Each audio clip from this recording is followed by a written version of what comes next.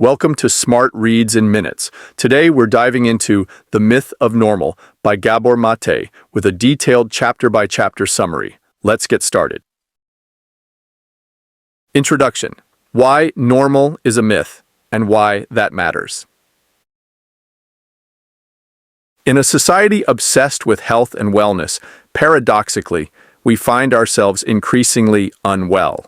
The modern world is saturated with messages about how to achieve optimal health through diet, exercise, supplements, and medical advancements, yet chronic illnesses, mental health disorders, and addiction are on the rise. This contradiction is at the heart of the myth of normal, where Maté challenges the conventional understanding of health and pathology. He argues that what we perceive as normal is often a product of a dysfunctional society rather than a benchmark of true well-being. Health cannot be understood solely through the lens of individual biology. It must be examined within the broader context of cultural, economic, and social influences. The medical system, in its narrow focus on symptoms and diseases, often fails to consider the impact of emotional trauma, social disconnection, and toxic stress on human health. Maté asserts that what is considered normal in modern life, including high levels of stress, workaholism, and emotional suppression, is, in fact, a state of pathology. These normalized conditions contribute to widespread illness, yet they are rarely questioned because they are so deeply embedded in societal expectations.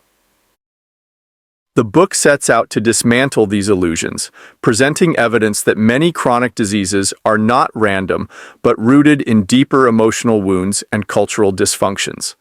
By questioning the myths we have accepted as truth, Maté hopes to guide readers toward a more holistic understanding of health, one that acknowledges the interconnectedness of body, mind, and environment. Healing, he suggests, requires not only medical intervention, but also a fundamental reassessment of the way we live, relate to one another, and define success and well-being. The last place you want to be: facets of trauma. Maté opens this chapter with a personal anecdote that highlights the enduring grip of trauma. Returning home from a successful speaking engagement, he receives a text from his wife that mildly inconveniences him, yet his reaction is one of intense anger and emotional withdrawal. He realizes that his response is not that of a rational adult, but rather an echo of his early childhood experiences. This, he explains, is the essence of trauma, an unresolved imprint from the past that continues to shape the present.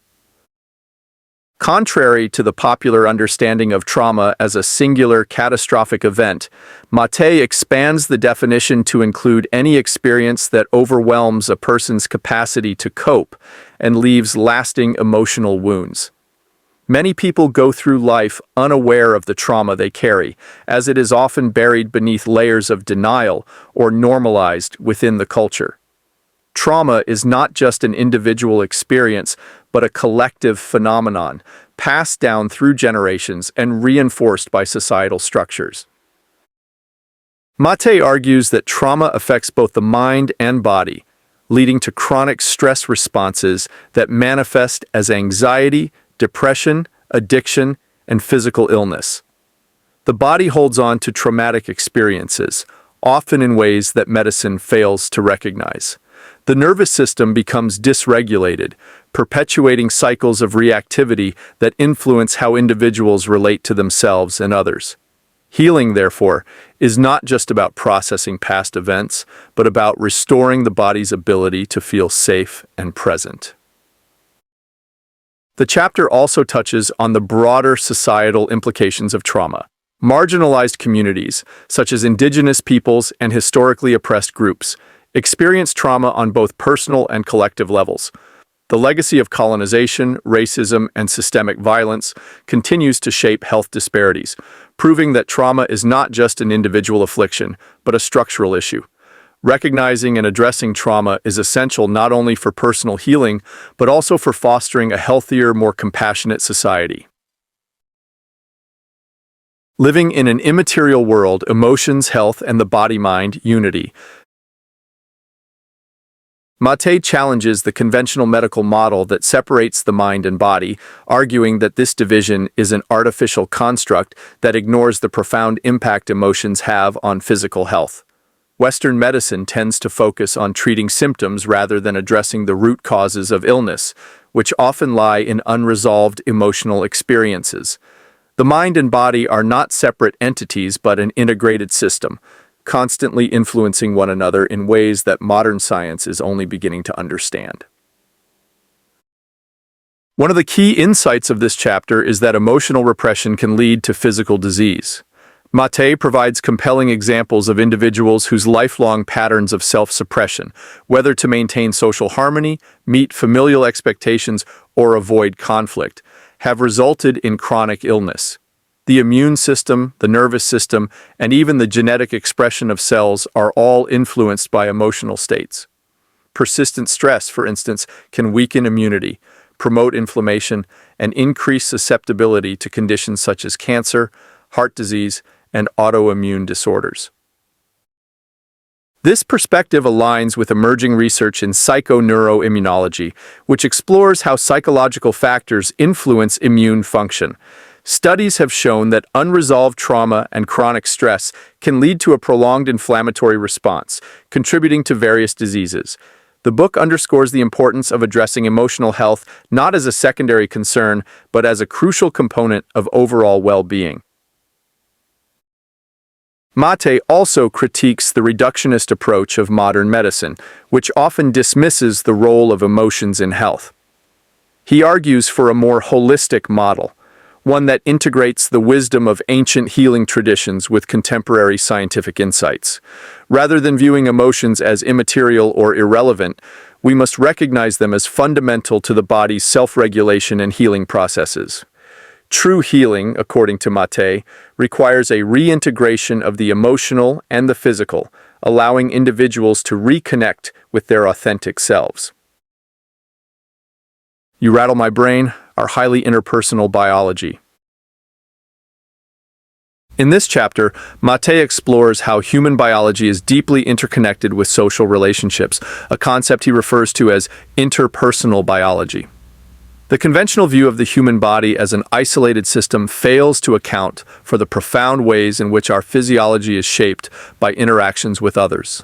From infancy to adulthood, our nervous systems are constantly in dialogue with our social environment, responding to the presence, emotions, and behaviors of those around us. One of the most striking findings in interpersonal biology is the impact of relationships on physical health. Studies show that married individuals tend to have lower mortality rates than their single counterparts, but the quality of those relationships is crucial. Unhealthy relationships, filled with conflict and stress, can be more detrimental to health than being single. The body responds to social harmony or discord in ways that are measurable.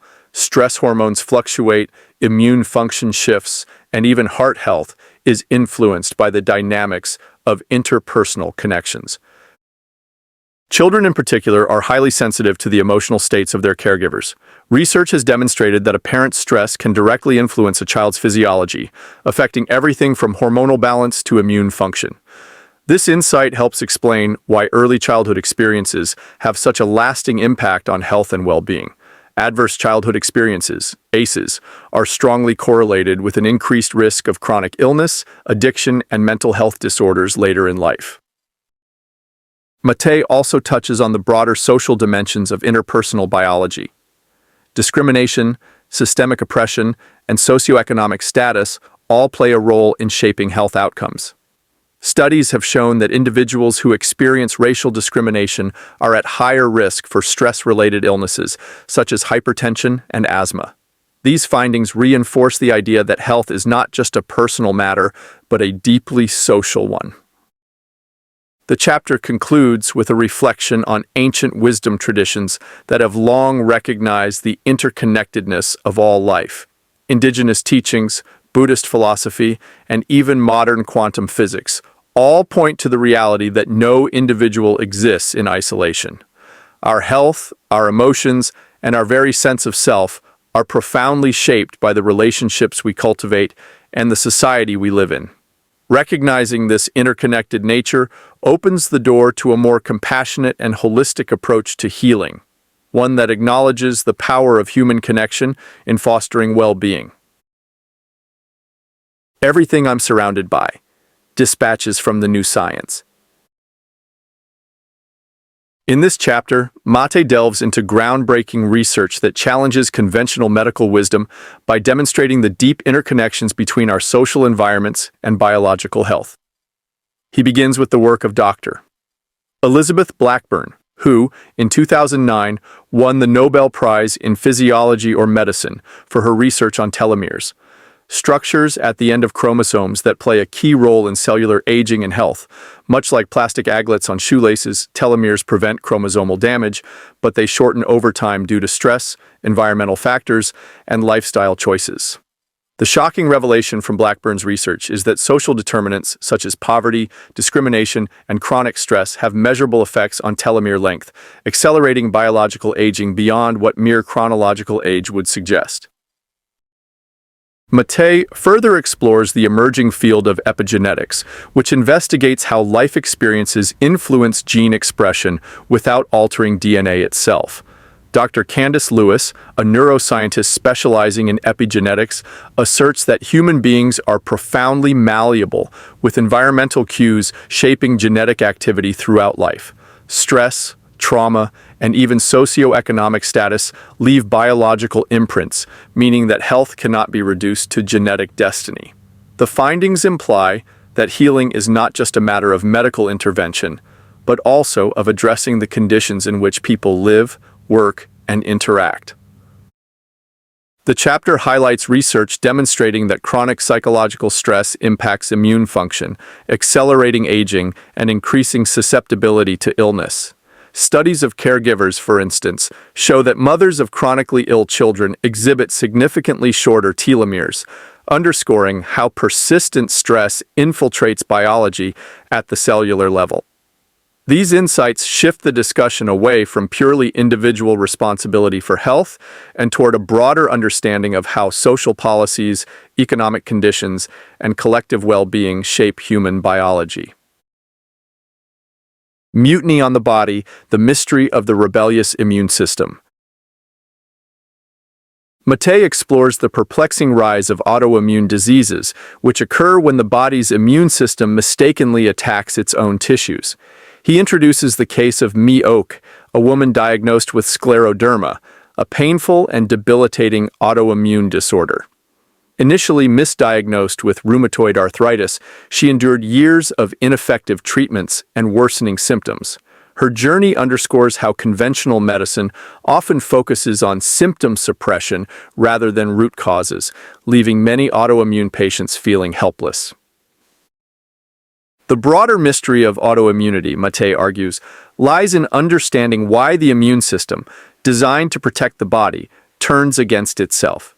He connects this phenomenon to chronic stress, unresolved trauma, and emotional suppression. Drawing from studies on stress-induced immune dysfunction, he shows that individuals exposed to long-term adversity, especially in childhood, are significantly more prone to developing autoimmune conditions. Stress hormones like cortisol, which are essential for short-term survival, become destructive when chronically elevated, leading to immune dysregulation. Maté also critiques the prevailing medical model that views diseases as isolated mechanical malfunctions. He suggests instead that many illnesses, including autoimmune disorders, are systemic responses to prolonged distress. Laboratory experiments on mice exposed to unpredictable stressors show a clear link between chronic stress and autoimmune susceptibility. These findings reinforce his central argument that healing cannot be achieved through pharmaceutical intervention alone, but requires addressing the deeper emotional and social factors that shape immune function. He also warns against the dangers of self-blame, acknowledging that many patients internalize their illnesses as personal failures. However, autoimmunity is not a matter of individual fault, but an outcome of interwoven biological, emotional, and societal influences. The way forward, he proposes, is to cultivate self-awareness, emotional resilience, and systemic change in how society understands and addresses stress, trauma, and health. It ain't a thing. Disease as process. This chapter challenges the dominant medical view of disease as an external enemy to be fought. Instead of seeing illnesses as discrete entities that invade the body, Maté argues that they should be understood as dynamic processes emerging from a person's entire life history, including their emotional and social experiences. He illustrates this perspective through the case of V, formerly known as Eve Ensler, the playwright and activist who was diagnosed with stage 4 uterine cancer. In her memoir, In the Body of the World, V reflects on whether her illness was the culmination of a lifetime of unresolved trauma, self-neglect, and emotional pain. Maté critiques the war on disease mentality, particularly in how people conceptualize cancer. The dominant narrative often frames cancer as an external invader that must be aggressively battled, with metaphors of war and victory shaping medical discourse. However, he presents an alternative view, that cancer, like other chronic illnesses, is not an isolated phenomenon, but a reflection of deeper physiological and psychological imbalances. He cites a long-term British study showing that early life adversity dramatically increases the risk of developing cancer, further supporting the idea that disease is not merely genetic, but profoundly influenced by life experiences. He also addresses the role of emotional repression, particularly in people who exhibit self-sacrificing, overly accommodating behaviors. Research suggests that individuals who chronically suppress their emotions, particularly anger, have a higher risk of developing diseases such as cancer, multiple sclerosis, and heart disease. These findings challenge the conventional wisdom that sees illness as purely biological, urging a more integrative approach that considers emotional and social well-being as fundamental components of health. A traumatic tension, attachment versus authenticity.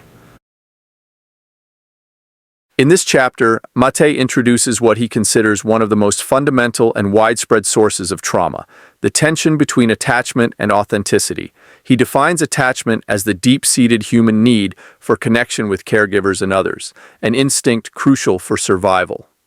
Authenticity, on the other hand, is the ability to stay true to one's feelings, needs, and inner reality. The problem arises when these two needs come into conflict, especially in childhood. Children instinctively prioritize attachment over authenticity because their survival depends on maintaining relationships with caregivers. If a child senses that expressing their true emotions might threaten their bond with a parent, such as when a parent dismisses or punishes expressions of anger or sadness, they learn to suppress those feelings. Over time, this suppression becomes ingrained, leading to a disconnection from the self. Many adults, Maté argues, suffer from this split, manifesting in patterns of perfectionism, chronic self-sacrifice, or an inability to set boundaries. He illustrates this dynamic through case studies and research on childhood development, showing how early relational patterns shape long-term health outcomes. Studies indicate that people who suppress their emotions to maintain relationships are more prone to anxiety, depression, and chronic illness.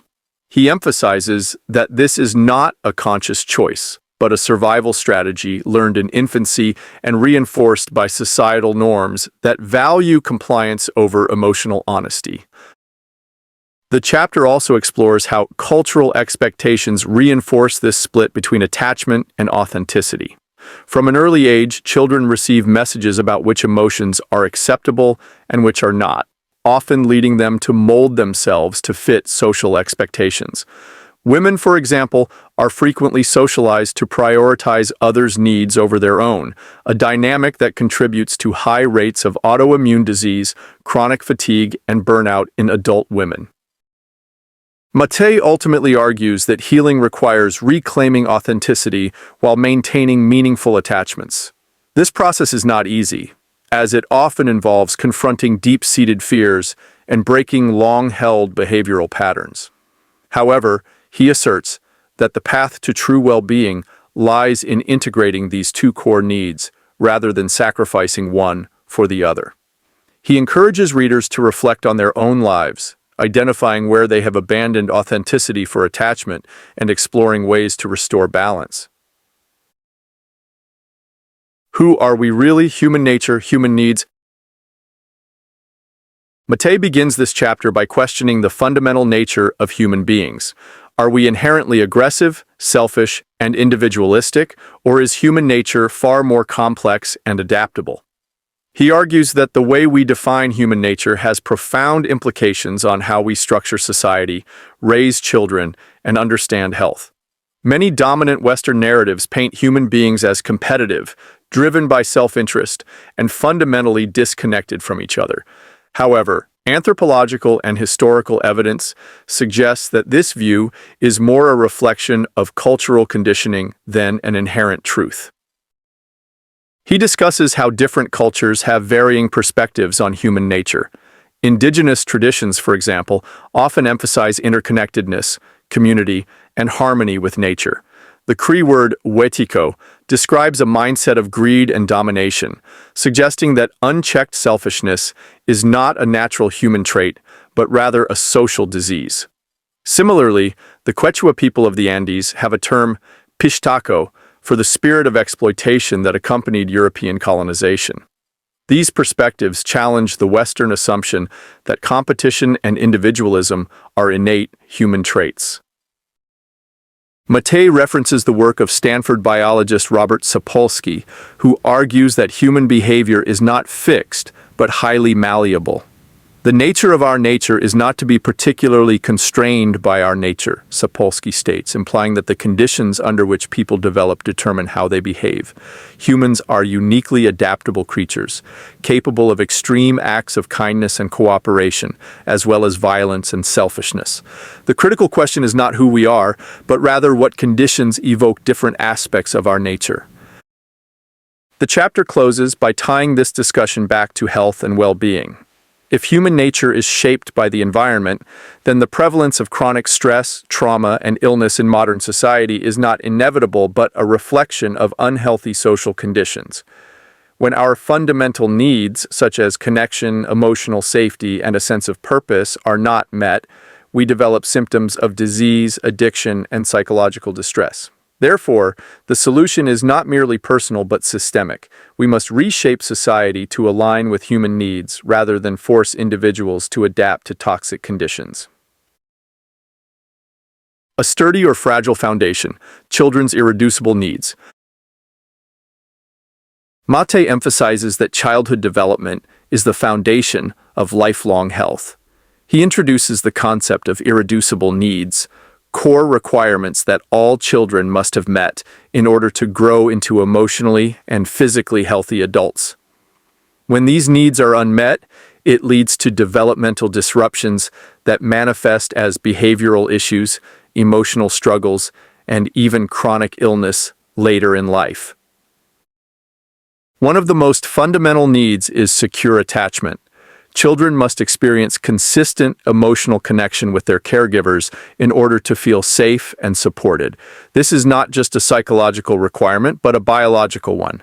Research shows that emotional security directly influences brain development, immune function, and stress regulation. When attachment is disrupted, whether through neglect, parental stress, or societal pressures, children often develop coping mechanisms such as emotional suppression or hyper-independence, both of which can lead to long-term health consequences. Maté also discusses the importance of emotional authenticity. In many cultures, children are conditioned to suppress their true feelings in order to be accepted. They learn that anger, sadness, or vulnerability may threaten their relationships, so they repress these emotions. This creates a lifelong pattern of disconnection from the self, which can contribute to anxiety, depression, and autoimmune disorders. He argues that children should be given permission to fully experience and express their emotions without fear of rejection. Another key need is free play. Play is not just entertainment, it is a crucial part of neurological development. Neuroscientist Jaak Panksepp identified a distinct play system in the brain, showing that free, unstructured play strengthens emotional regulation and cognitive flexibility. However, in modern society, children's play is increasingly restricted by overscheduling, academic pressures, and excessive screen time. This deprivation contributes to rising rates of attention disorders, anxiety, and behavioral issues. Maté argues that many modern parenting practices, influenced by behaviorist psychology and societal norms, actually undermine children's needs. For example, the widespread use of timeouts to punish children for expressing strong emotions teaches them that their feelings are unacceptable. Instead of guiding children toward emotional regulation, such practices encourage emotional suppression, which can have lifelong consequences for mental and physical health.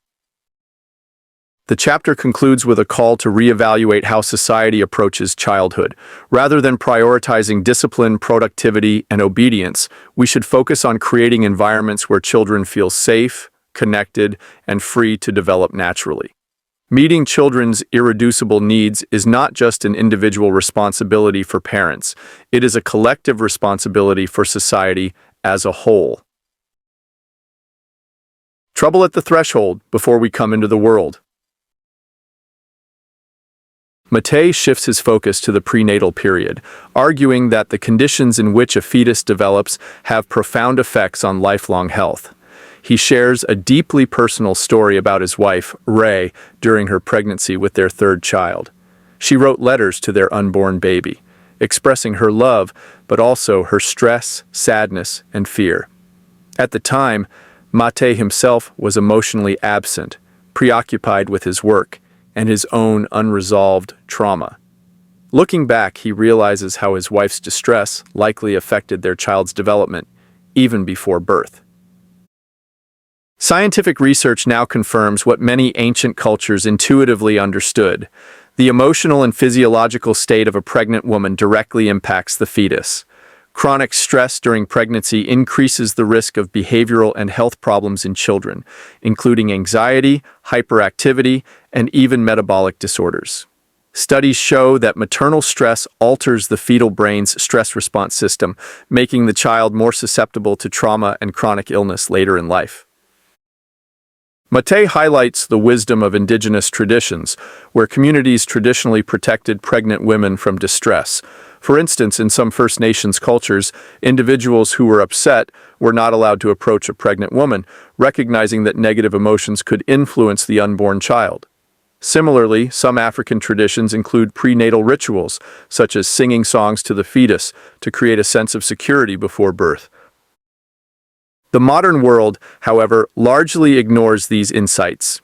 Pregnant women often experience high levels of stress due to economic insecurity, lack of social support, and medicalized prenatal care that focuses on physical health while neglecting emotional well-being. The chapter makes a strong case for prioritizing maternal mental health as a core aspect of prenatal care. What choice do I have? Childbirth in a medicalized culture.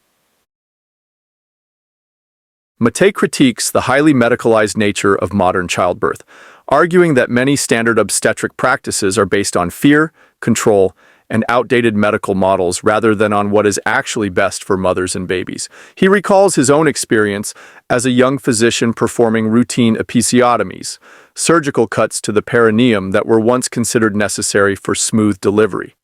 Years later, he learned from midwives that these procedures were often unnecessary and could cause lasting trauma.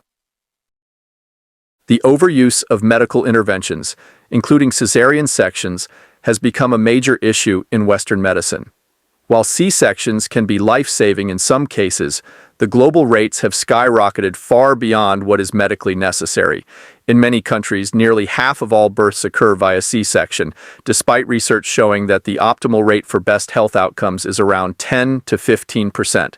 This rise is not due to increased medical necessity, but to systemic factors such as hospital policies, convenience, and cultural attitudes that view childbirth as inherently dangerous.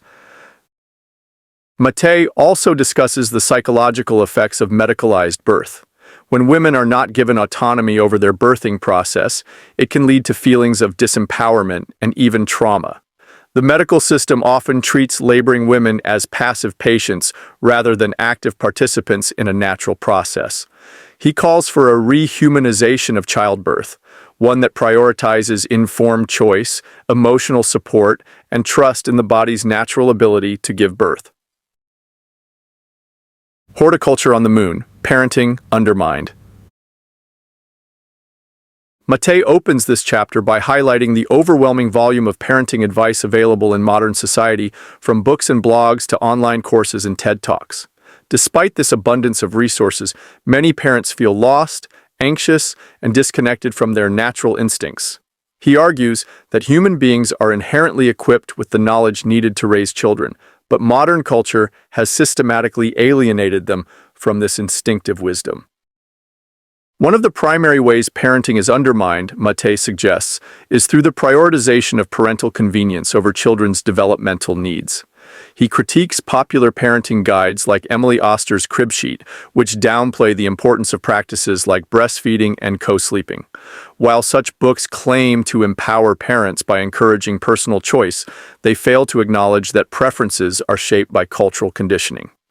In a society that emphasizes productivity, individualism, and detachment, parents may unknowingly adopt habits that are more convenient for their lifestyles, but detrimental to their children's emotional and physiological well-being.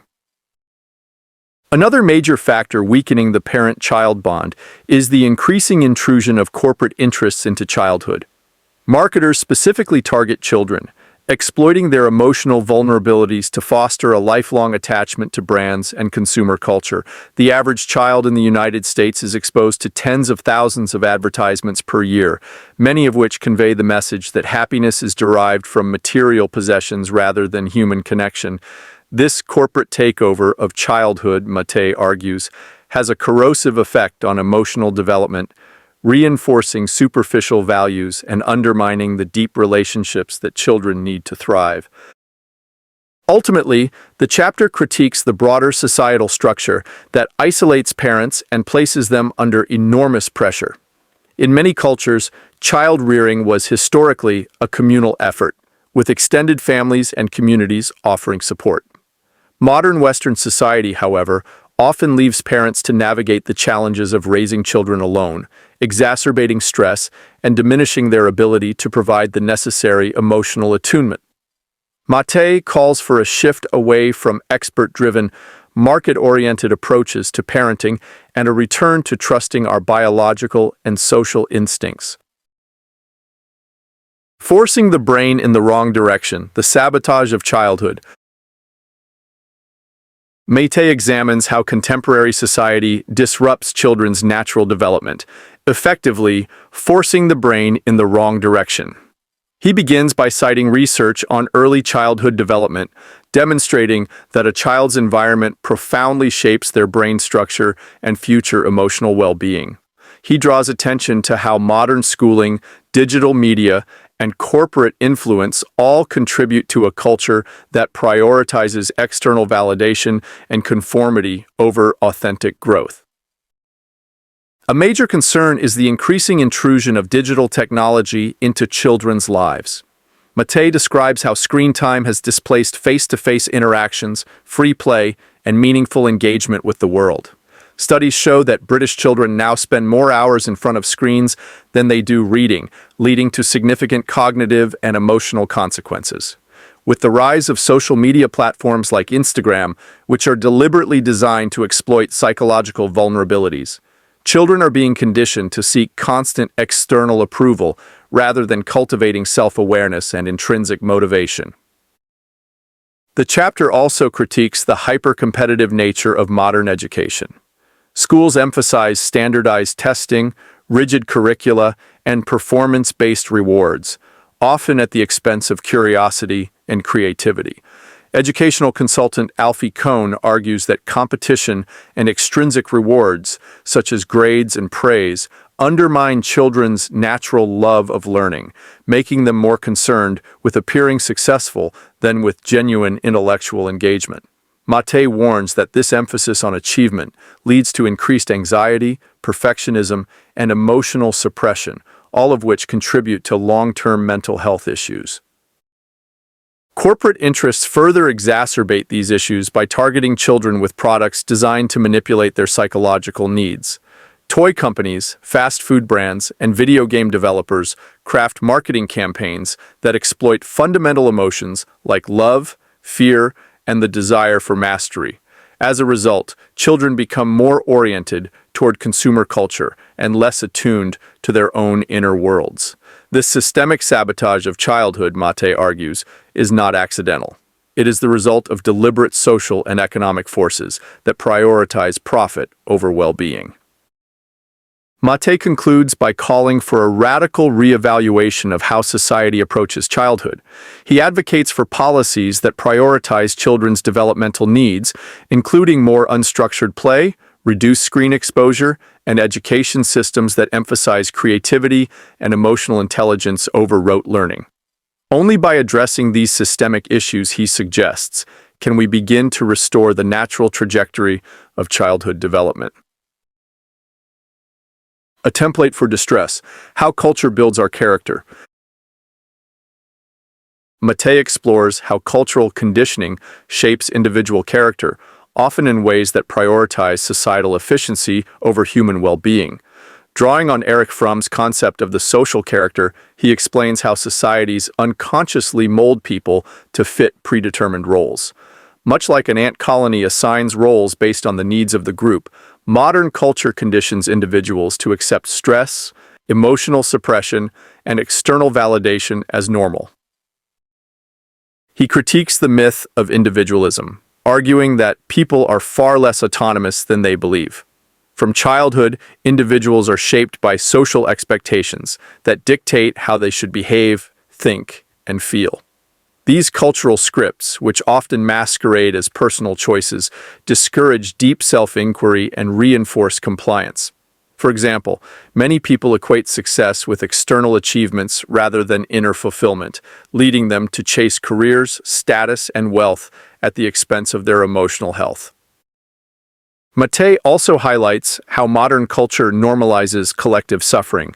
Issues like homelessness, climate change, and social inequality persist not because people are indifferent, but because they have been conditioned to accept these injustices as inevitable.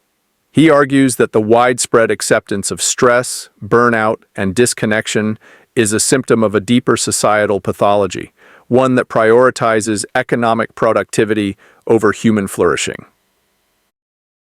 This systemic conditioning extends to family dynamics as well.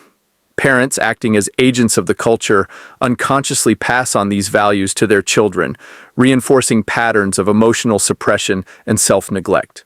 The result is a society where people are disconnected from their true selves, leading to widespread anxiety, depression, and chronic illness.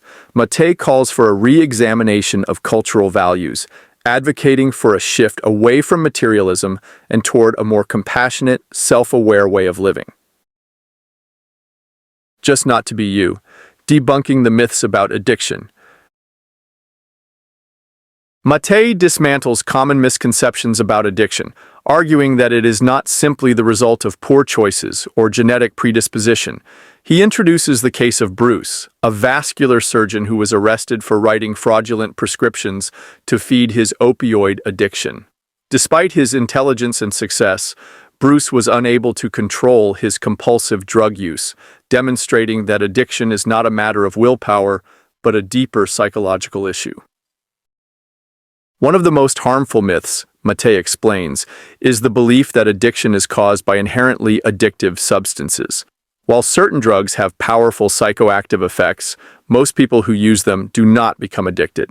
The real question is not what substances people use, but why they feel compelled to use them. Addiction, he argues, is not about pleasure-seeking, but about escaping unbearable emotional pain. He draws on the Adverse Childhood Experiences (ACE) study, which found a direct correlation between early trauma and addiction. The more childhood adversity a person experiences, the higher their risk of developing substance dependence. This finding debunks the notion that addiction is purely genetic. Instead, it is largely shaped by early life experiences that leave individuals emotionally wounded and in need of relief. Maté challenges the traditional disease model of addiction, which frames it as a lifelong, incurable condition. While addiction has physiological components, he argues that it is ultimately a response to deep psychological wounds. Healing, therefore, requires more than abstinence or medical treatment. It necessitates addressing the underlying trauma that fuels compulsive behaviors. He calls for a compassionate, trauma-informed approach to addiction that prioritizes emotional healing over punishment or stigma. Show of hands, a new view of addiction. Maté introduces a new framework for understanding addiction, moving away from the conventional disease model that frames it as a medical pathology. He critiques the reductionist view that addiction is solely a biological condition, emphasizing instead its complexity as a psychological, emotional, neurobiological, social, and even spiritual phenomenon. He argues that addiction is best understood as a coping mechanism, an attempt to find temporary relief from pain, discomfort, or trauma. It manifests through compulsive behaviors that provide short-term satisfaction but lead to long-term suffering. His working definition of addiction is based on three criteria: the craving for short-term pleasure or relief, the persistence of negative consequences, and the inability to stop despite knowing the harm it causes. One of the key aspects of this new perspective is the recognition that addiction is not limited to substances. While drugs like opioids, alcohol, and nicotine are commonly associated with addiction, Maté expands the definition to include behaviors such as compulsive work, excessive internet use, gambling, pornography, and even meditation when used as an escape rather than a practice of presence. The core issue is not the substance or behavior itself, but the individual's relationship to it. Addiction, in this light, is less about the external object of dependence and more about an individual's internal struggles and unmet emotional needs. To illustrate how widespread addiction is, Maté often asks audiences to reflect on their own behaviors. When presented with his definition, he notes, nearly every person in the room raises their hand, acknowledging that at some point they have engaged in self-soothing behaviors that became compulsive. This realization is crucial as it dismantles the binary notion that there are addicts and non-addicts. Instead, addiction is a spectrum, and many people experience some form of it in their daily lives. By reframing addiction as a normal, albeit maladaptive response to stress and trauma, Maté advocates for a more compassionate and effective approach to treatment, one that prioritizes healing rather than punishment or moral judgment. An inaccurate map of our pain, what we get wrong about mental illness. Maté challenges the mainstream understanding of mental illness, arguing that much of psychiatry relies on a flawed, overly simplistic model that reduces complex human suffering to biochemical imbalances. He tells the story of comedian Darrell Hammond, who was diagnosed with multiple psychiatric disorders, including depression, bipolar disorder, and complex PTSD. Over the course of his life, Hammond was treated by dozens of psychiatrists and prescribed a variety of medications, none of which addressed the root cause of his distress. It was only when a clinician reframed his struggles as the result of trauma, rather than a brain disease, that he experienced a turning point. This case exemplifies Maté's broader argument. Many people labeled with psychiatric disorders are not suffering from inherent brain dysfunction, but from the effects of unresolved trauma. The chapter critiques the dominant biomedical model, which assumes that mental disorders are caused primarily by genetic and neurochemical factors. Despite widespread belief in the chemical imbalance theory, there is little scientific evidence to support it. Psychiatric medications may alleviate symptoms for some, but they often fail to address the underlying causes of distress. Maté highlights the work of psychiatrist Dr.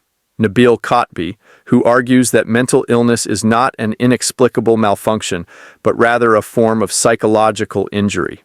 This perspective shifts the focus from treating symptoms with medication to exploring the patient's life history and emotional wounds. Maté also discusses how the genetic model of mental illness is used as a convenient explanation that absolves society of responsibility. If disorders like depression, anxiety, and schizophrenia are purely genetic, then social factors such as poverty, racism, and childhood trauma are dismissed as secondary. This perspective, he argues, is both scientifically inaccurate and ethically damaging. By failing to acknowledge the role of trauma and social conditions, psychiatry risks pathologizing normal responses to abnormal circumstances. The chapter calls for a more nuanced understanding of mental health, one that integrates biological, psychological, and social perspectives rather than relying solely on pharmacological solutions. The mind can do some amazing things, from madness to meaning. Maté explores how psychological distress, often labeled as mental illness, can be understood as a meaningful response to life experiences rather than an inexplicable disease. He begins with the phenomenon of depression, examining its literal meaning. To depress something is to push it down. From this perspective, depression can be seen as an adaptive response, where emotions are suppressed because they are too overwhelming to process at the time they arise. He likens it to holding a beach ball underwater. The more one suppresses their emotions, the more energy it takes to keep them submerged, leading to emotional exhaustion and despair. The chapter also examines the connection between trauma and psychosis, challenging the notion that conditions like schizophrenia are purely genetic or biochemical in nature. Maté discusses research showing that individuals diagnosed with psychotic disorders often have histories of severe childhood trauma. Rather than seeing hallucinations and delusions as meaningless symptoms, he argues that they may be the mind's way of coping with unbearable pain. Psychosis, in this view, is not a random malfunction, but a manifestation of deep psychological wounds that need to be understood and addressed, not simply medicated. Another key theme is the role of meaning in mental health. Many forms of psychological suffering arise when people lose a sense of connection, purpose, or identity. Maté draws on the work of psychiatrist Viktor Frankl, who argued that finding meaning in suffering can be a powerful antidote to despair. He suggests that, rather than merely suppressing symptoms, mental health treatment should help individuals explore the deeper reasons behind their distress and support them in finding a path toward healing and personal growth. From society to cell, uncertainty, conflict, and loss of control. Maté examines how societal factors shape individual health, arguing that chronic stress is not merely a personal issue, but a consequence of living in a culture that prioritizes competition, material success, and control. He highlights research showing that uncertainty, lack of control, and social conflict are among the most potent stressors for human beings. These stressors, which are deeply embedded in capitalist societies, have a profound impact on both mental and physical health. The chapter discusses the concept of allostatic load, the cumulative wear and tear on the body caused by chronic stress. When people experience prolonged uncertainty or feel powerless in their lives, their nervous systems remain in a state of heightened alert, leading to hormonal imbalances, immune dysfunction, and increased inflammation. This biological burden contributes to conditions ranging from heart disease to autoimmune disorders, reinforcing the idea that stress is a key determinant of health. Maté also critiques the myth of equal opportunity, arguing that stress is not distributed equally across society. People in lower socioeconomic classes, racial minorities, and marginalized groups experience disproportionately high levels of chronic stress due to systemic inequalities. He points out that while stress affects everyone, its consequences are far more severe for those with fewer resources and support systems. This insight challenges the notion that health is simply a matter of personal choices. Rather, it is profoundly shaped by social and economic conditions. The chapter concludes with a call to address the root causes of chronic stress at a societal level. Maté argues that true healing requires not only individual change, but also systemic transformation. Reducing inequality, creating more supportive communities, and shifting cultural values away from competition and toward cooperation are all necessary steps to mitigate the health impacts of chronic stress. By recognizing the deep connections between social structures and personal well-being, society can move toward a more holistic and compassionate approach to health. Robbing the human spirit. Disconnection and its discontents. Maté explores the epidemic of disconnection in modern society, arguing that social alienation is one of the greatest threats to public health. He opens the chapter by reflecting on the lessons of the COVID-19 pandemic, which starkly highlighted how essential human connection is to well-being. While the pandemic imposed isolation as a necessity, he argues that a more profound and insidious form of disconnection has long been embedded in the fabric of globalized materialist culture. He references psychiatrist Bruce Perry, who notes that a lack of meaning and social connection directly contributes to disease, both mental and physical. If a gene or virus produced the same levels of damage to public health as widespread disconnection, it would make headline news. However, because this disconnection is so pervasive, it is normalized to the point of invisibility. He cites research demonstrating that loneliness correlates with higher rates of heart disease, immune dysfunction, and even premature death. Despite this, contemporary culture continues to prioritize individualism, consumerism, and competition over collective well-being. The chapter delves into the work of psychologist Tim Kasser, who studies the psychological impact of materialistic values. Kasser's research demonstrates that when people prioritize wealth, image, and status, they experience lower levels of happiness and higher levels of anxiety and depression. The corporate-driven consumer culture actively encourages this mindset, perpetuating an endless cycle of dissatisfaction and disconnection. This model, Maté argues, fuels chronic stress, addiction, and widespread mental illness by eroding the deep social bonds that give life meaning. The chapter concludes with a call to recognize the structural forces that drive disconnection and to reclaim the human need for communal belonging. Healing, Maté suggests, is not just an individual pursuit, but a societal necessity. Without addressing the root causes of alienation, public health crises will continue to worsen. They just don't care if it kills you. Sociopathy as strategy. Maté critiques the corporate and political structures that prioritize profit over human well-being, arguing that the behavior of many powerful institutions mirrors sociopathic traits. He begins by citing psychologist Robert Hare, who notes that while some sociopaths end up in prison, others thrive in corporate boardrooms. The modern economic system, Maté argues, rewards those who exhibit characteristics like lack of empathy, disregard for consequences, and manipulative tendencies. The chapter highlights the work of endocrinologist Rob Lustig, who describes how major corporations deliberately target the brain's reward systems to foster addiction. Companies hire neuroscientists and use sophisticated brain imaging techniques to maximize consumer dependency on products ranging from junk food to social media.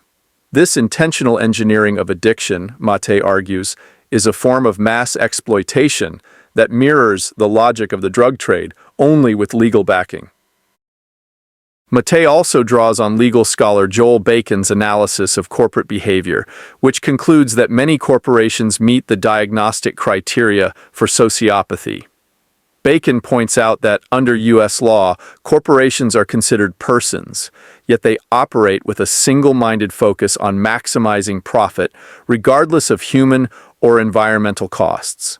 The consequences of this unchecked corporate power are far-reaching, contributing to ecological destruction, economic inequality, and widespread public health crises. He connects this systemic sociopathy to the broader cultural values of neoliberal capitalism, which normalizes greed, competition, and self-interest. Economist Milton Friedman, a key architect of free market ideology, famously declared that the sole social responsibility of business is to increase profits. This mindset, Maté argues, creates a society where ethical concerns are secondary to financial gain, and where public health is sacrificed for corporate expansion. The chapter ends with a stark warning.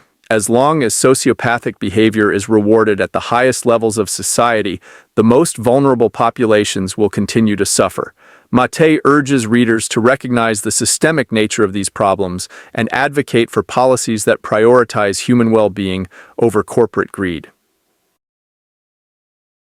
The assaulted sense of self: how race and class get under the skin.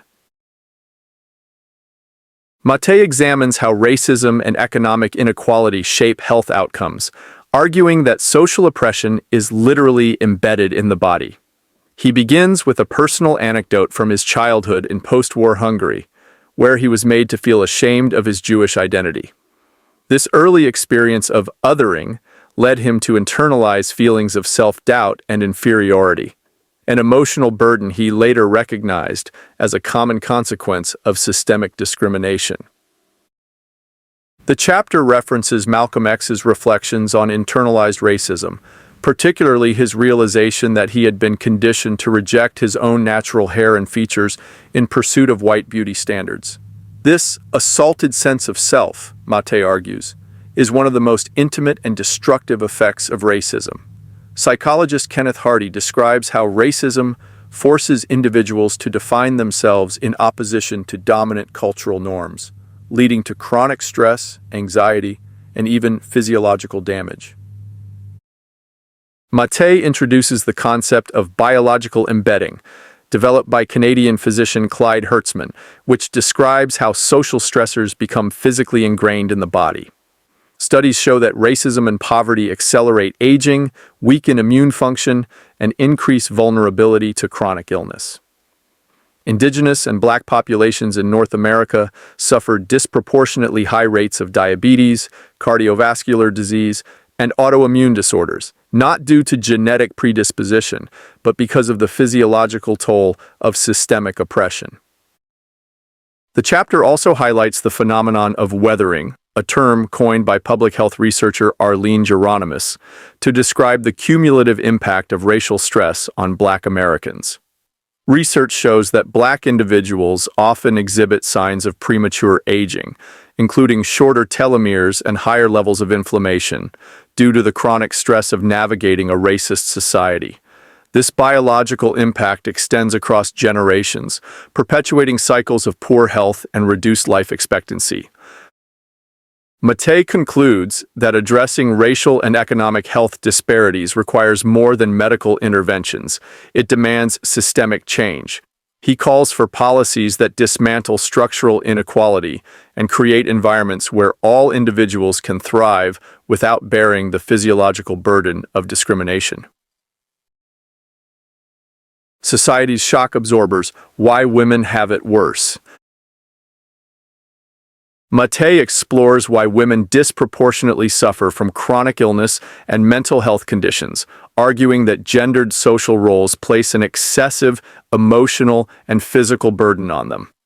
He begins by citing psychiatrist Julie Holland, who observes that many women struggle to express anger in healthy ways, leading to suppressed emotions that manifest as depression, anxiety, and physical ailments. Women experience significantly higher rates of autoimmune diseases, chronic pain conditions, and mental health disorders compared to men. Maté argues that this disparity is not a biological inevitability, but a consequence of patriarchal social structures that impose unrealistic caregiving expectations on women.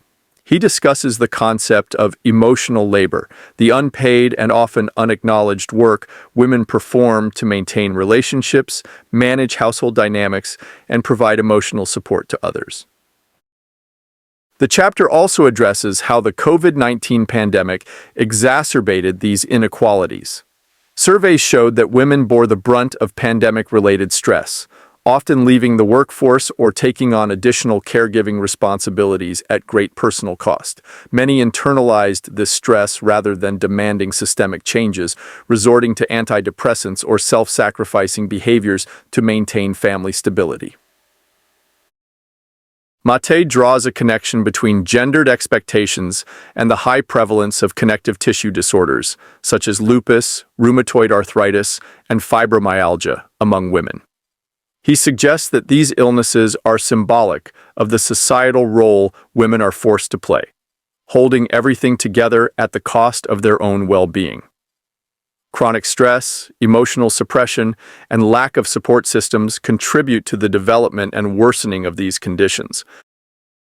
The chapter closes with a call to challenge patriarchal norms and redefine societal expectations around caregiving, emotional labor, and self-sacrifice. True healing, Maté argues, requires not just individual resilience, but collective resistance against systems that demand women absorb the shocks of an unjust society. We feel their pain, our trauma-infused politics. Maté explores the intersection of trauma and politics, arguing that the collective wounds of society are deeply embedded in political discourse and governance. He begins by discussing the increasing polarization and hostility in contemporary politics, noting that political engagement has become a significant source of stress and anxiety for many people. Studies indicate that a substantial number of Americans report that their health has been negatively affected by their exposure to politics, a phenomenon sometimes referred to as headline stress disorder. This chronic stress, Maté suggests, is a reflection of deeper social dysfunctions rather than just the result of media sensationalism. He asserts that many politicians and public figures exhibit signs of unprocessed trauma, which influences their leadership styles and decision-making. Political power often attracts individuals who have developed defensive mechanisms such as emotional detachment, aggression, or a need for control. These traits, while socially rewarded in competitive environments, can create a governance structure that perpetuates trauma rather than addressing it. The political system, according to Maté, functions in a cycle where wounded leaders enact policies that sustain societal pain, reinforcing the very conditions that produce them.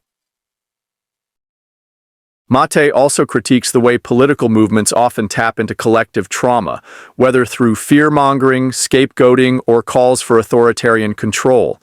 He examines how both the right and the left exploit emotional wounds for political gain, either by stoking resentment and division, or by idealizing leaders as saviors who will provide the validation or protection people subconsciously crave. The tendency to view political figures as parental figures, strong, protective, and decisive, mirrors unresolved childhood dynamics in many voters.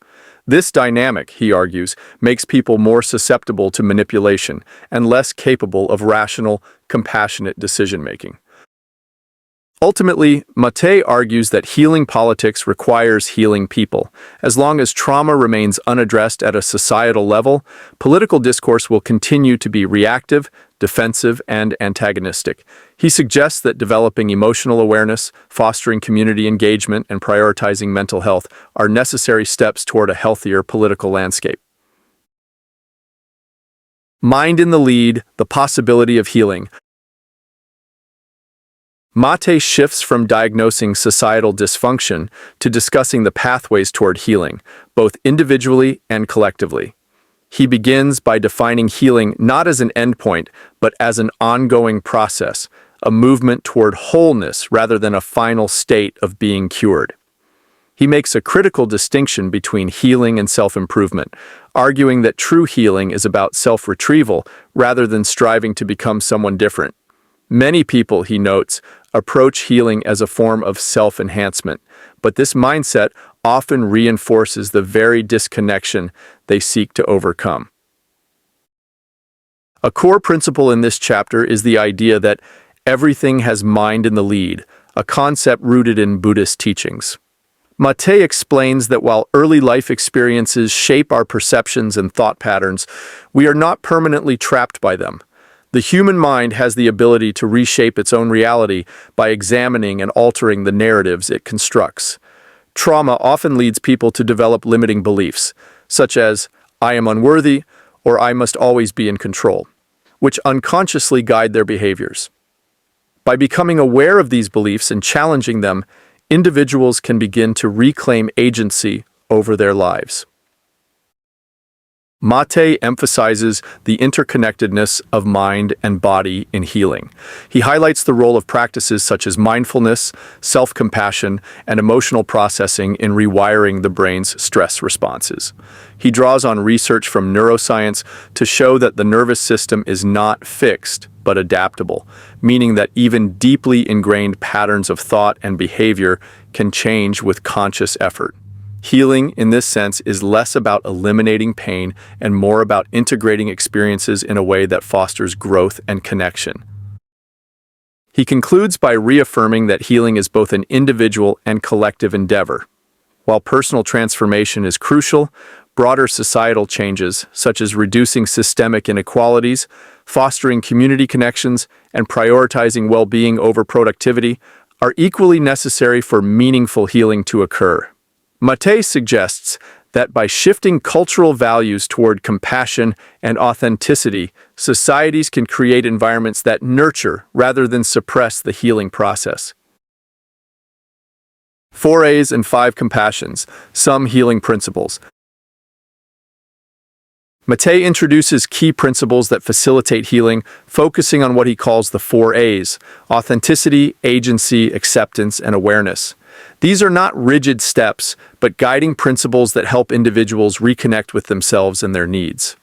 He argues that much of what we call illness is actually the body's way of signaling unmet emotional needs, and these principles help address the root causes of suffering. Authenticity, the first principle, is often compromised early in life due to societal expectations and family dynamics. Many people learn to suppress their true feelings in order to be accepted, leading to chronic stress and disconnection. Reclaiming authenticity means embracing one's emotions without shame or fear, allowing for deeper self-understanding and healing. Agency refers to the ability to act in alignment with one's own needs and values rather than external pressures.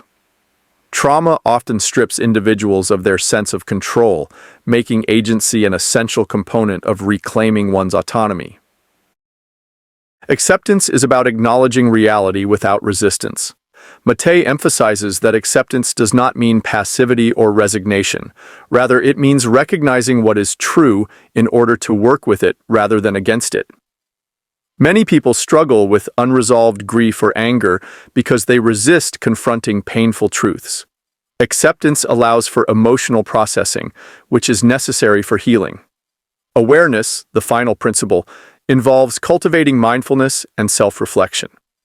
The more aware individuals become of their emotional triggers and thought patterns, the more they can make conscious choices rather than reacting from old wounds. In addition to the 4 A's, Maté introduces the concept of the 5 Compassions, which build upon each other to create a foundation for healing. These include self-compassion, interpersonal compassion, societal compassion, universal compassion, and a deep compassion for life itself. He argues that healing cannot occur in isolation. It requires both self-compassion and the ability to extend understanding to others. By fostering compassion at all levels, individuals can not only heal themselves, but contribute to a more compassionate society. A dreadful gift, disease as teacher. In this final chapter, Maté explores a provocative idea that disease, while painful and life-altering, can also serve as a profound teacher. He shares the stories of individuals who have come to see their illnesses not as mere misfortunes but as catalysts for personal transformation. One woman describes how surviving breast cancer forced her to reevaluate her life, leading her to prioritize self-care and set healthier boundaries. Another individual with rheumatoid arthritis speaks of having conversations with their disease, learning to view it as a signal rather than an enemy. Maté does not romanticize illness or suggest that suffering is necessary for growth. However, he argues that because modern society discourages self-reflection and emotional awareness, illness often becomes the wake-up call that forces people to address unresolved issues. He critiques the conventional medical approach that focuses solely on symptom suppression, suggesting that true healing requires understanding what the disease might be communicating about one's life and emotional state. The chapter highlights the difference between cure and healing. While curing a disease involves eliminating its symptoms, healing is a deeper process of self-reconnection and wholeness. Some people may not be cured of their illnesses, but they can still experience healing by changing their relationship to their bodies and emotions. This perspective encourages individuals to view their health challenges as opportunities for growth rather than purely as afflictions to be eradicated. Maté concludes by urging readers not to wait for illness to begin their healing journey. He emphasizes that while disease can be a teacher, we do not need to suffer in order to grow. By proactively addressing emotional wounds and prioritizing well-being, individuals can create lives that support health rather than waiting for illness to force them into change. Before the body says no, first steps on the return to self. Maté begins by emphasizing that disease should not be the instructor that forces people to reconnect with their authentic selves. Illness, whether physical or psychological, is often the final alarm bell after many earlier, more subtle warnings have been ignored. The key to healing, he argues, is learning to recognize and respond to these quieter signals before they manifest as serious health conditions. He outlines fundamental principles for restoring this connection to the self, urging individuals to develop sensitivity to their body's messages and the patterns that shape their lives. One of the central insights of this chapter is that personality is not equivalent to identity. People often assume that their personality, the traits they exhibit, the ways they react to stress, and their conditioned behaviors is who they truly are. However, Maté argues that personality is largely an adaptation, shaped by childhood experiences and survival mechanisms. Some aspects of a person's personality may be genuine, but others are coping mechanisms developed to navigate an often hostile or invalidating environment. The goal of healing is not to discard the personality, but to release its rigid programming, allowing one's authentic self to emerge. Another key point is that the body retains and expresses emotional experiences. The body keeps the score, meaning that suppressed emotions and unresolved trauma are stored in physical form. This can manifest as chronic pain, autoimmune conditions, or other illnesses. Learning to listen to the body, rather than ignoring or numbing it, is essential for health. By becoming attuned to bodily sensations and emotional responses, individuals can begin the process of self-reconnection, preventing future illness and restoring overall well-being. Seeing is disbelieving, undoing self-limiting beliefs. Maté explores how deeply ingrained self-limiting beliefs shape people's lives, often in ways that lead to illness, unhappiness, and disconnection. At the core of these beliefs is a pervasive sense of unworthiness, which is reinforced by a culture that capitalizes on people's insecurities. He argues that many individuals carry an internalized message that they are not enough in some way, whether in their achievements, relationships, or fundamental existence. This conviction of unworthiness operates beneath the surface, subtly shaping behaviors, choices, and emotional responses. He draws on insights from neuroscience to explain how these beliefs are embedded in the brain. Research by biologist Bruce Lipton suggests that during the first 7 years of life, children exist in a highly impressionable, hypnotic state in which they absorb beliefs directly from their surroundings. These early experiences form the foundation of a person's self-concept, often without conscious awareness. By adulthood, these learned perceptions feel like absolute truths, even though they are based on childhood conditioning rather than objective reality. Undoing self-limiting beliefs requires conscious effort and self-awareness. Maté cautions against simplistic positive affirmations, which can feel hollow or inauthentic when they contradict deeply held negative beliefs. Instead, he advocates for compassionate inquiry, gently examining the origins of these beliefs, recognizing their impact, and consciously choosing to challenge them. By bringing awareness to these mental patterns and questioning their validity, individuals can begin to reshape their relationship with themselves, fostering self-acceptance and personal growth. Foes to friends, working with the obstacles to healing. Maté acknowledges that healing is not a straightforward process and that many internal obstacles can arise along the way. He identifies some of the most common barriers to healing, including guilt, self-loathing, self-sabotage, and the denial of emotional pain. These patterns are deeply ingrained in the brain, forming what psychologist Dick Schwartz calls clusters of related memories, emotions, and behaviors. These clusters become activated in response to triggers, reinforcing negative self-perceptions and preventing growth. Rather than attempting to eliminate these inner obstacles, Maté encourages individuals to understand their origins. He argues that every distressing pattern, no matter how dysfunctional, originally developed as a protective mechanism. For example, self-sabotage may have emerged as a way to prevent disappointment, while guilt may have been a strategy to maintain attachment to caregivers.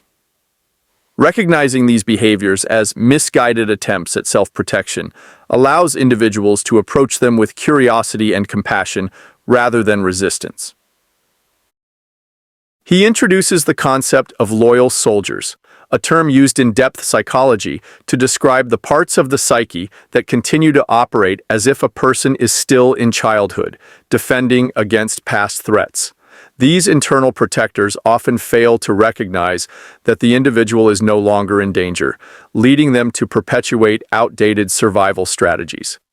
Healing, Maté suggests, involves gently reassigning these soldiers new roles, transforming them from inner adversaries into allies in the pursuit of wholeness. Jesus in the teepee, psychedelics and healing. Maté shares his personal experiences with psychedelic-assisted therapy, particularly in the context of traditional indigenous healing ceremonies. He recounts a transformative retreat in the Peruvian jungle, where he worked with Shipibo shamans and participated in ayahuasca ceremonies. While initially skeptical of psychedelics, Maté came to deeply respect their healing potential, describing them as powerful tools for self-exploration and emotional release. He contrasts psychedelics with conventional pharmaceutical drugs, noting that while antidepressants and painkillers suppress symptoms, psychedelics bring repressed emotions and unconscious patterns to the surface. Rather than numbing suffering, these substances facilitate deep encounters with unresolved trauma, allowing individuals to process and integrate their experiences in a meaningful way. He highlights research showing that psychedelic therapy can reduce rates of depression, PTSD, and even intimate partner violence, suggesting that these substances have profound implications for mental health treatment. However, Maté is not an uncritical advocate of psychedelics. He warns against their misuse, emphasizing that they must be approached with proper guidance, intention, and integration. While these substances can catalyze healing, they are not a magic cure. Rather, they are tools that require careful and responsible use. He also acknowledges that psychedelics are not accessible to everyone due to legal restrictions, cultural stigma, and financial barriers, making their widespread adoption a challenge. The chapter concludes with a reflection on indigenous perspectives on spirituality and healing. Maté shares a quote from the Comanche leader Quanah Parker, who said, "The white man goes into his church and talks about Jesus, but the Indian goes into his teepee and talks to Jesus." This distinction, he suggests, highlights the experiential nature of indigenous spirituality, which prioritizes direct connection with the divine over abstract doctrine. Psychedelics, in this view, serve as a bridge to deeper self-awareness, allowing individuals to reconnect with themselves, their communities, and the greater web of existence. My life as a genuine thing, touching spirit. Maté describes a profound personal transformation that led him to a direct experience of spirituality, something that had previously been an abstract concept for him. He recounts a pivotal moment in the Peruvian jungle in 2019 when, during an ayahuasca ceremony, he encountered a state of consciousness that transcended his rational mind. Prior to this experience, spirituality had been an intellectual pursuit for him, one he could articulate well but had never truly embodied. He had read books, engaged in philosophical discussions, and held a sincere belief in humanity's potential for transformation, but these beliefs lacked an experiential foundation. During the ceremony, guided by a shaman, he felt himself enter a state of awareness beyond his usual self-concept. He describes it as an encounter with an expanse of consciousness untethered from his personal identity and history. This was not a moment of religious revelation, but an intimate realization of something greater than the narrow self he had always identified with. The shaman's remark that Dr. Gabor was communing with God resonated with him, not in a theistic sense, but as a recognition that he had touched something beyond the constructed me he had carried throughout his life. This experience confirmed what spiritual traditions and mystics across cultures have long asserted, that there is a vast, interconnected reality beyond the confines of the individual ego. Maté reflects on the barriers that had kept him from this kind of realization earlier in life. His identity as a physician, intellectual, and public figure had reinforced a rigid sense of self that was difficult to shed. He also acknowledges that his skepticism and resistance to spirituality were not merely intellectual positions, but defense mechanisms against the vulnerability required for deep transformation. He likens his experience to Shakespeare's famous line in Hamlet, "There are more things in heaven and earth, Horatio, than are dreamt of in your philosophy." This quote captures the idea that reality is far richer and more mysterious than the human mind can fully comprehend. A key insight from this experience was that healing is not something that can be achieved through intellectual effort alone. The rational mind is useful for many things, but true healing, deep, transformative healing, requires stepping beyond the analytical mind and into direct experience. He also learned that such moments of awakening cannot be forced or planned. His encounter with the spiritual was not something he orchestrated, but something that emerged once he surrendered his need for control. He emphasizes that this surrender was not an act of weakness, but of trust in life, in himself, and in the process of healing. The chapter concludes with a broader reflection on the importance of connecting with the spiritual dimension of existence. Maté acknowledges that not everyone will have an experience like his, nor does everyone need psychedelics to access deeper truths. Different people find their way to spirit in different ways, through nature, meditation, music, or acts of service. The essential point is not the method, but the openness to something beyond the small self. This connection, he argues, is a vital part of healing, not just for individuals, but for society as a whole. Unmaking a myth, visioning a saner society. Maté grapples with the question of how to dismantle the deeply ingrained cultural myths that have shaped modern society. He acknowledges that while he is more comfortable diagnosing problems than proposing solutions, it is essential to envision an alternative to the toxic culture he has described throughout the book.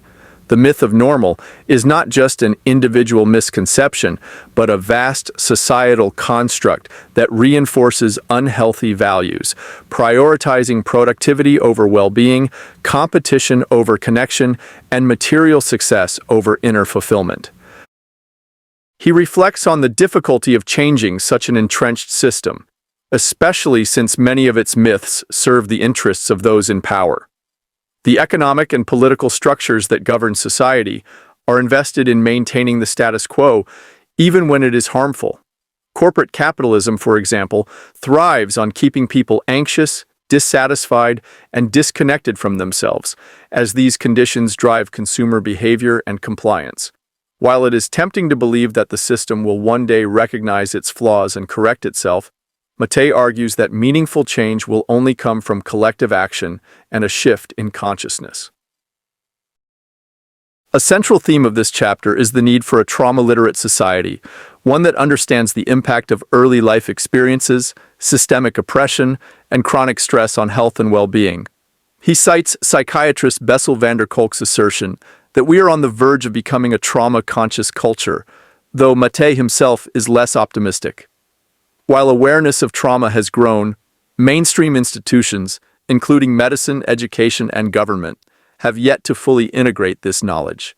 He argues that unless trauma is addressed at a systemic level, society will continue to produce generations of individuals who are disconnected, anxious, and vulnerable to disease. He also explores the idea of pessimism of the intellect, optimism of the will, a concept articulated by Italian Marxist philosopher Antonio Gramsci and echoed by Noam Chomsky. This perspective acknowledges the deep challenges facing society, but insists on maintaining hope and agency. Change may not be easy, but it is necessary. Maté argues that optimism is not about blind faith in progress, but about the willingness to engage in the struggle for a better world. He suggests that real transformation requires not just policy changes, but a fundamental shift in how people view themselves, their relationships, and their place in the world. He outlines key shifts that are necessary for a healthier society. One of these is a move toward what he calls biopsychosocial medicine, a model of healthcare that integrates biology, psychology, and social factors rather than treating disease as an isolated physical phenomenon. Another essential shift is recognizing disease as teacher, understanding that illness often arises as a response to deeper imbalances in life. He also emphasizes the importance of balancing attachment and authenticity, as well as cultivating fearless self-inquiry on both an individual and societal level. The chapter concludes with a call for a new kind of citizenship, one that is engaged, aware, and willing to challenge the cultural myths that perpetuate suffering. Maté encourages readers to seek alternative sources of knowledge, question dominant narratives, and remain open to different perspectives. He argues that real change begins with individuals recognizing their own conditioning and taking steps to live in greater alignment with their values. While dismantling the myth of normal is a vast and ongoing task, every step toward greater awareness and compassion contributes to the creation of a saner, healthier society. And that's a wrap on The Myth of Normal by Gabor Maté. If you found these insights valuable, please give this video a like and subscribe to the channel. I'd love to hear your biggest takeaways. And if there's a book you'd like me to summarize next, let me know in the comments. See you in the next one, with much love and gratitude.